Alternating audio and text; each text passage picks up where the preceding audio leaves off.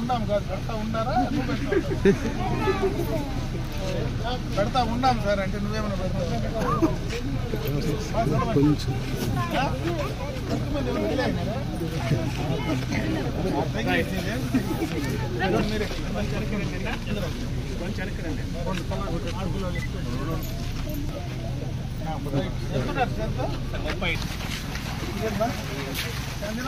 మొన్న కనపడుతుంది ఏం పెట్టేసినావు బలమైన పని చేస్తావు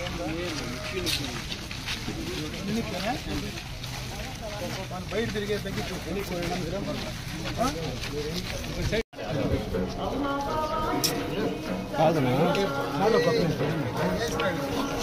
చాలా కప్పుని ఇంకా పోలారు అయిపోయింది ఫోన్ కూడా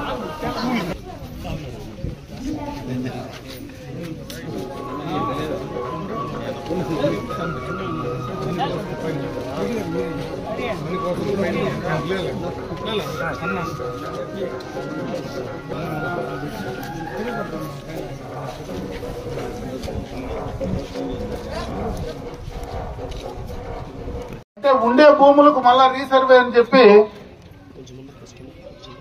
అక్కడ ఉండేటువంటి గ్రామ పంచాయతీల్లో ఉండే గ్రామ సచివాలయాల్లో కొత్తగా ఉద్యోగం చేరినటువంటి వారందరినీ కూడా ఈ కార్యక్రమానికి పురమాయించి ఆ రోజు ప్రభుత్వంలో అధికారంలో ఉండేటువంటి నాయకులు ఏ పని చెప్తే ఆ పని చేసే విధంగా చేసినారు. అంటే గెనాల్లో మార్పు, సర్వే నెంబర్లో తేడా, రకరకాలైనటువంటి రెవెన్యూ సమస్యలకు మూల కారణం గత ప్రభుత్వంలో తీసుకున్నటువంటి నిర్ణయాలే. అవే కాదు, కొత్తగా ల్యాండ్ టైటిలింగ్ యాక్ట్ అని ఒక యాక్ట్ కూడా తెచ్చినారు, ఒక చట్టం తెచ్చారు. ఇంకొక పక్క గతంలో ఏ నాయకుడు చేయని పనులు, అంటే అధికారంలో ప్రజల అధికారంలో ఇస్తే 5 సంవత్సరాలు ప్రభుత్వం అధికారంలో ఉంటుంది. శాసనసభ్యుడిగా కావచ్చు, అదేవిధంగా పార్లమెంట్ సభ్యుడు కావచ్చు, రాష్ట్రానికి ముఖ్యమంత్రి కావచ్చు, ప్రధానమంత్రి కావచ్చు. 5 సంవత్సరాలు ప్రజల ఆస్తులకు గాని కస్టోడియన్ గా ఉండేటువంటి కార్యక్రమం. ఆ రాష్ట్రానికో దేశానికో అభివృద్ధి కార్యక్రమాలు చేసేదానికి అతన్ని పెడతారు. అంతేగాని ఊర్లో భూములకంతా బొమ్మలు వేసుకునేదానికి బెటరు. గత ప్రభుత్వంలో జగన్మోహన్ రెడ్డి చేసిన పని ఏమిటంటే, మా తాతలు మన తాతలు ముత్తాతలు సంపాదించిన భూములకంతా ఆయన బొమ్మ వేసుకొని పాస్బుక్ తీసుకునే పని. రీసర్వే పేరుతో రాళ్లు నాటితే ఆ రాళ్లకు జగన్మోహన్ రెడ్డి వేసే బొమ్మ. దాంతో ప్రజల్లో ఒక భయమైనటువంటి ఒక పరిస్థితిని రాష్ట్ర వ్యాప్తంగా కలిగించినాడు. అంటే ఇంతకు ముందు ఎప్పుడు ప్రభుత్వాలు ఈ పని చేయవు. ప్రభుత్వం అంటే ప్రభుత్వానికి సంబంధించిన ఎంబ్లెమ్ ఉంటుంది, పాస్బుక్లు ఇస్తారు, నిష్పక్షపాతంగా పార్టీలకు అతీతంగా చేసే కార్యక్రమం. దాన్ని ఒక వ్యక్తి బొమ్మేసి, ఒక ముఖ్యమంత్రి బొమ్మేస్తానే ఏదో జరిగిపోతుందనేటువంటి ఒక భయం కావచ్చు, రెవెన్యూలో కింద స్థాయిలో జరిగినటువంటి తప్పులు కావచ్చు, వీటన్నిటి వల్ల ప్రజల్లో ఒక భయానకమైనటువంటి వాతావరణం కల్పించింది గత ప్రభుత్వం. వాటిని అన్నింటినీ సరిదిద్దడానికే ఈ 8వ తేదీ దాకా కూడా, ఈ నెల 8వ తేదీ దాదాపు 40 రోజుల పాటు ఈ రెవెన్యూ సదస్సులు ఏర్పాటు చేసినారు. ఈ రెవెన్యూ సదస్సులో మనకుండేటువంటి అర్జీలు సమస్యలు ఏవైతే ఉన్నాయో ఈ సమావేశంలో మనమిస్తే ఇదేదో ఇక్కడ ఎంఆర్ఓ చేసే కార్యక్రమం కాదు. ఎందుకంటే సదస్సుల్లో మామూలుగా రెవెన్యూ అధికారులు లెక్కిస్తే కొంత అనుమానం మనకు, వీళ్ళు చేస్తారా చేయరా మళ్ళా ఎత్తుకొని అడేస్తారేమో. అందుకే దీనికి సంబంధించి ఆర్టీజీఎస్ అని, రియల్ టైం గవర్నెన్స్ అనేటువంటి ఒక ప్రత్యేకమైనటువంటి ఒక ప్రాజెక్ట్ ను ఇంప్లిమెంట్ చేశారు. దాన్ని ముఖ్యమంత్రి డైరెక్ట్ గా మానిటర్ చేస్తూ ఉన్నారు. వీళ్ళు దాంట్లో ఫీడ్ చేస్తే ప్రతి అర్జీ కూడా ఆ రియల్ టైం గవర్నెన్స్ లో కనపడుతుంది. దాన్ని పరిష్కారం అయిందా లేదా, ఎందుకు కాలేదని దానిపైన ప్రశ్నించడానికి సపరేట్ గా అధికారులు పెట్టారు. అందుకని ఈ కార్యక్రమాన్ని మీరు సక్రమంగా వాడుకొని ఉపయోగించుకోమని చెప్పి ఈ సందర్భంగా మీ అందరి దృష్టికి తెచ్చే ప్రయత్నం చేస్తున్నా. అందుకే గత ప్రభుత్వంలో తీసుకొచ్చినటువంటి ల్యాండ్ టైటిల్ యాక్ట్ ను కూడా ప్రభుత్వం వచ్చిన వెంటనే, ప్రమాణ స్వీకారం వచ్చిన వెంటనే దాన్ని కూడా రద్దు చేసినాడు చంద్రబాబు నాయుడు గారు. అదే విధంగా కొత్త చట్టాన్ని కూడా తీసుకొచ్చారు, ల్యాండ్ గ్రాబింగ్ యాక్ట్. అంటే ఎవరి భూమినైనా ఎవరైనా ఆక్రమించుకుంటే, ఈరోజు నువ్వు ఉండే భూమిని ఇంకోరు ఆక్రమించుకుంటే దానికి సపరేట్ గా ఓ చట్టం తీసుకొచ్చి వాళ్ళని కూడా పోలీస్ స్టేషన్ లో శిక్షార్హులు చేయడానికి ఒక ప్రత్యేకమైనటువంటి చట్టాన్ని కూడా తీసుకురావడం జరిగిందని చెప్పి ఈ సందర్భంగా మీ అందరి దృష్టికి తెస్తా ఉందో. ఎవరైతే గ్రామాల్లో ఉండేటువంటి వ్యవసాయదారులు ఎవరైనా మనకు తరతరాల నుంచి వచ్చేటువంటి భూములను కాపాడుకోవడానికి, భద్రత కల్పించుకోవడానికి ఈ కార్యక్రమాలన్నీ కూడా తీసుకున్నారని చెప్పి ఈ సందర్భంగా మీ దృష్టికి తెస్తా ఉన్నా. అయితే ఈ రోజు ఇక్కడ మనం కైగల్లో ఈ రెవెన్యూ సదస్సులో అన్నిటికీ భిన్నమైనటువంటి ప్రాంతం ఇది.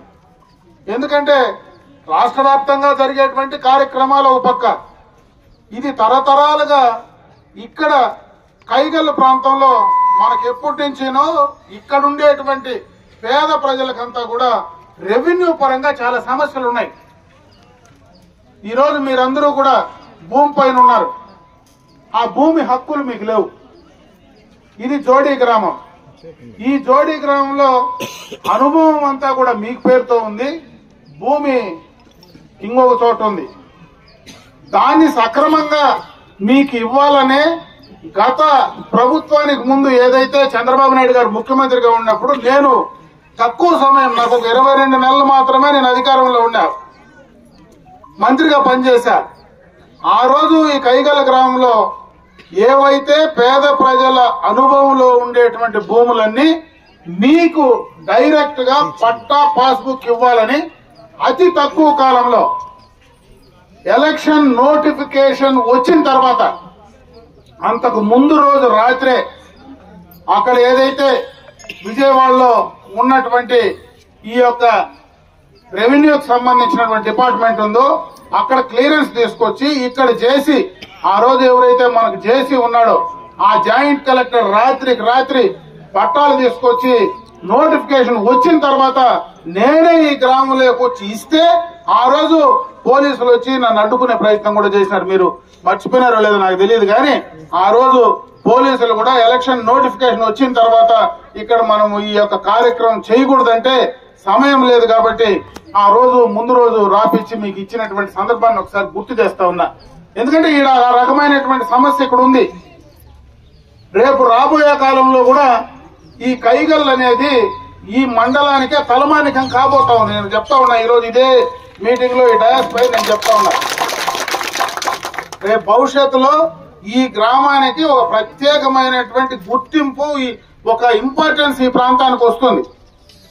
మనకు పక్కనే కైగల్ రిజర్వాయర్ త్వరలో కంప్లీట్ కాబోతా ఉంది. గవర్నమెంట్ కూడా ఆల్మోస్ట్ క్లియరెన్స్ ఇచ్చింది, ఫండ్స్ వస్తానే దాన్ని కూడా కంప్లీట్ కాబోతా ఉంది.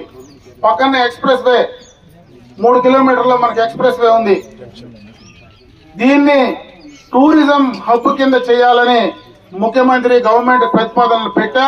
త్వరలోనే ఈ పైగల్లకు మనకి ఏదైతే వాటర్ ఫాల్స్ ఉన్నాయో కిందనే మనకి ఏదైతే మనకు శివుని విగ్రహం ఏదైతే ఉందో అక్కడ వాటర్ ఫాల్స్ పడేటువంటి కార్యక్రమం ఇక్కడి నుంచి కూడా ఒక టూరిజం ప్రాజెక్ట్ ను ఇక్కడ తీసుకురావాలనేటువంటి ఆలోచనతో దాన్ని కూడా కార్యరూపం దాలుస్తా ఉన్నాం. త్వరలోనే అక్కడ టూరిజం ప్రాజెక్టు మీ యొక్క ఊరు ముందరనే రోడ్డు అవతల రాబోతా ఉందని చెప్పి సందర్భంగా కూడా మీ దృష్టికి తెస్తా ఉన్నా.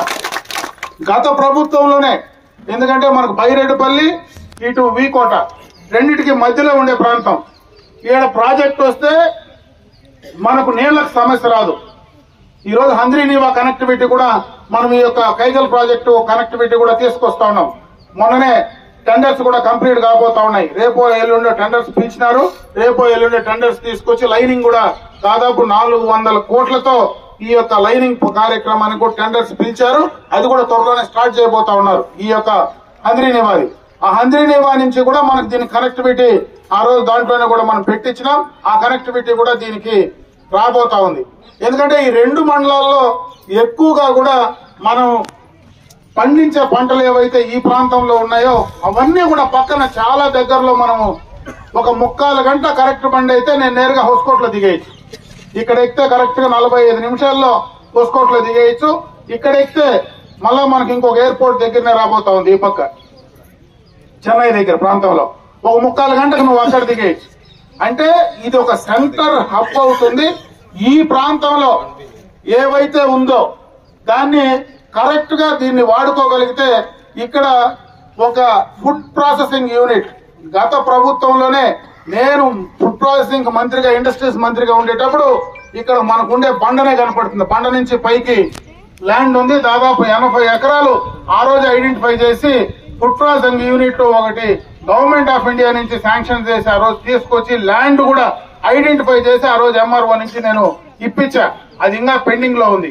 దాన్ని కూడా ప్రాసెస్ చేసుకోగలిగితే ఇది మొత్తం కూడా ఒక ఇండస్ట్రీస్ కి సంబంధించి కావచ్చు, ఈ ఫుడ్ ప్రాసెసింగ్ ఇండస్ట్రీస్ సంబంధించి కావచ్చు, అదే విధంగా టూరిజం ప్రాజెక్ట్ సంబంధించి కావచ్చు, అన్నిటికీ కూడా కనెక్టివిటీ ఉంటుందనే నేను ఎంఆర్ఓ పైన వచ్చిన రోజు నుంచి ప్రెజర్ పెడతా ఉన్నా. ఇన్వెస్టర్స్ రెడీగా ఉన్నారు, వచ్చి ఇక్కడ పెట్టేదానికి అవకాశాలు ఉన్నాయి. దాన్ని త్వరితగతిని కంప్లీట్ చేయాలనేటువంటి ఆలోచనతో చేస్తా ఉన్నాం. అందుకే నేను ఈరోజు అక్టోబర్ లో వచ్చిన ఈ యొక్క గ్రామానికి. అక్టోబర్ లో వచ్చినప్పుడే ఈ గ్రామంలో హౌసింగ్ సంబంధించి కూడా చెప్పడం జరిగింది. ఎన్నికలకు మునిపే కొన్ని ఇండ్లు ఇక్కడ ఇచ్చాం. పక్కనే పేదవాళ్ళందరూ కూడా అక్కడ ఉండే వాళ్ళందరూ కూడా కొన్ని ఇచ్చినాం. అవి సరిపోవు, ఈ గ్రామంలో ఇంకా ఎక్కువ ఉన్నాయంటే 4-5 ఎకరాలు ల్యాండ్ ఐడెంటిఫై లొకేషన్ చేసినాం. అది ఇమీడియట్ గా నేను చేయమని చెప్పా. ఈ రోజు హౌసింగ్ లిస్టు త్వరలోనే కూడా శాంక్షన్ కాబోతా ఉంది. ఈ రోజు ఎంతమంది ఎలిజిబిలిటీ లిస్టు ఈ గ్రామంలో ఇచ్చినారో అవి 100% నేను శాంక్షన్ చేసి ఇచ్చేదానికి సిద్ధంగా ఉన్నా. దానికి కావలసినటువంటి ల్యాండ్ మన రెవెన్యూ వాళ్ళు ఇమీడియట్ గా దాన్ని కంప్లీట్ చేసే ఇచ్చే కార్యక్రమం తీసుకోమని చెప్పి నేను రెవెన్యూ వాళ్ళు కూడా కోరుకుంటా ఉన్నా. ఇకపోతే ప్రధానంగా రామసముద్రం రోడ్డు. నేను మొదటిసారి ఎమ్మెల్యే అయినప్పటి నుంచి ఇదే రోడ్లో కూర్చొని ధర్నా చేసిన. 2009లో నేను వచ్చినప్పుడు కింద కాలిపోయింది తార్ రోడ్లో కూర్చొని, ఏడినా బ్రిడ్జి రోడ్లో కూర్చొని నేనే ధర్నా చేసిన, పాత బ్రిడ్జి. తర్వాత నేను మళ్ళీ నాకు అధికారం వచ్చి ఎమ్మెల్యే అయిన తర్వాత ఈ రోడ్డు శాంక్షన్ చేయించిన. శాంక్షన్ చేస్తే గడిచిన 5 సంవత్సరాలు తోలిన జల్లి కూడా ఎత్తుకొని వెళ్ళిపోయింది. మీకు తెలిసినో తెలియదు, తోలిన జల్లి కూడా ఎత్తుకోపోయి మామిడి చెట్లలో పోయి పెట్టుకోండి. ఆ రోజు మాట్లాడిన దానికి నా పైన రకరకాలుగా తిట్టే కార్యక్రమం చేశారు, మేమేదో తప్పు చేసినట్టు. ఆ 22 నెలల్లో శాంక్షన్ చేసిన రోడ్డు ఈ రోజు కూడా అట్లే పడింది. దానికి ఎందుకంటే మిగతా రోడ్లన్నీ కూడా దాదాపు కంప్లీట్ చేస్తా ఉండ. రామసముద్రం రోడ్డు ఒకసారి శాంక్షన్ అయ్యి మధ్యలో పెండింగ్ అయిన దానివల్ల డిలే అవుతా ఉంది. దాన్ని కూడా సాధ్యమైనంత వరకు రేపు మార్చి లోపలనే దాన్ని కంప్లీట్ చేయడానికి, ఎందుకంటే దాన్ని నబార్డ్ లో కనెక్టివిటీ చేయడం జరిగింది. ఈసారి వచ్చేటువంటి ప్లాన్ లో ఖచ్చితంగా చేసి ఆ ఒక్క రామసముద్రం రోడ్డు ఒకటి మనం కంప్లీట్ చేసేస్తే ఈ ప్రాంతంలో ఇంకా రోడ్ కనెక్టివిటీ ఉండే పరిస్థితి లేదు. ఇంకొక పక్క మనకి ఎప్పటి నుంచినో తీర్థం రోడ్ లేకపోతే వాళ్ళకి అండర్ పాస్ ఒక సమస్య ఉంది, అండర్ పాస్ కు పోవడానికి ఒక సమస్య ఉంది. అది కూడా ఎక్స్ప్రెస్ వే వాళ్ళతో మాట్లాడి ఆ అండర్ పాస్ కు సంబంధించినటువంటి హైవేకి సంబంధించిన బ్రిడ్జి కోటరేపల్లికి పోయేదానికి, రామసముద్రము ఆ కోటరేపల్లి రోడ్ల నుంచి కూడా మనకు ఆ కింద బ్రిడ్జ్ వస్తే వాళ్లకు పనికి వస్తుంది, మీకు పనికి వస్తుంది, రెండింటికి. కైగళ్లకు సంబంధించి రెవెన్యూ పరంగా ఈడ వాళ్ళు ఎవరైతే అనుభవంలో ఉన్నారో అప్పుడే మాట్లాడారు, సర్పంచ్ మాట్లాడాడు, వాళ్ళు మాట్లాడారు.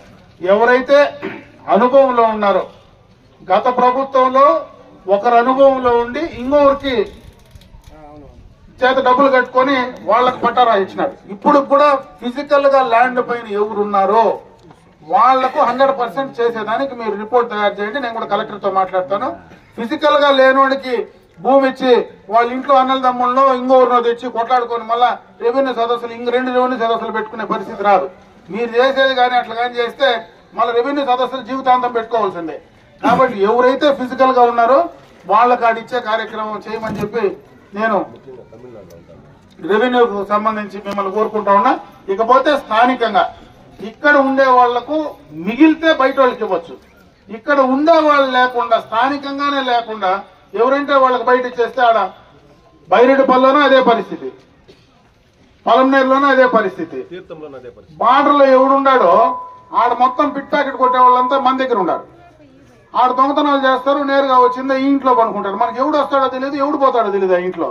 కాబట్టి ఆ స్థానికంగా ఆ ఇంట్లో ఎవడున్నాడు, నిజంగా వాడు ఉండాడా, వాడికి ఇయ్యచ్చనా లేదా అని తెలుసుకొని స్థానికంగా ఉండే వాళ్ళకి ఇవ్వండి. తమిళనాడు తీసుకొచ్చి ఈడబెడితే, కర్ణాటక తీసుకొచ్చి ఈడబెడితే వీళ్ళు ఆడికి పోవాలా ఉండే ఊరోళ్ళు. కాబట్టి మీరు ఖచ్చితంగా ఐడెంటిఫై చేసి స్థానికంగా ఎవరున్నారో వాళ్ళకే ఇవ్వండి. లేకపోతే మీరు స్థానికంగా లేకుండా అసలు వాడికి సంబంధమే లేకుండా వేరే కార్డు పెట్టుకొని ఉంటే వాడికి ఎందుకు క్యాన్సిల్ చేయరు? ఖచ్చితంగా క్యాన్సిల్ చేయండి. కలెక్టర్ కూడా చెప్తాం కావాలంటే అవన్నీ కూడా క్యాన్సిల్ చేసి స్థానికంగా ఉండే వాళ్ళకి ఇచ్చే ప్రయత్నం చేయండి. దీనికి నేను ప్రత్యేకంగా మీకు చెప్పేది ఏమిటంటే, కైగల్లది మీరు నేను చెయ్యల్లా, ఇది తెంచాలనుకుంటే తెంచగలం కానీ లేకపోతే తెంచలేము.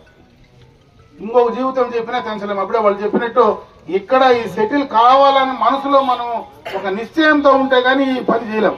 ఎందుకంటే ఇంతకుముందు 5 ఏళ్ళు కూడా ఆ 2.5 సంవత్సరం ఆ కమిట్మెంట్ తో ఉంటే నా 30 మందికి పట్టాలు ఇవ్వగలిగిన. ఆ కమిట్మెంట్ లేకుండా రొటీన్ గా జరుగుతుందంటే కైగల్లో ఎవరు ఏం చేయలేం. కాబట్టి మీరు అది చెయ్యాలని డిసైడ్ చేసుకుని టైం ఫ్రేమ్ పెట్టుకొని వాళ్ళకి ఇవ్వాల్సినటువంటి రెగ్యులర్ వాళ్ళకి భూముల పట్టాలు కానీ హౌస్ సైట్ పట్టాలు కానీ వాళ్ళు కంప్లీట్ చేయమని చెప్పి నేను ఈ సందర్భంగా మిమ్మల్ని అందరినీ కోరుకుంటూ ఈ కార్యక్రమాన్ని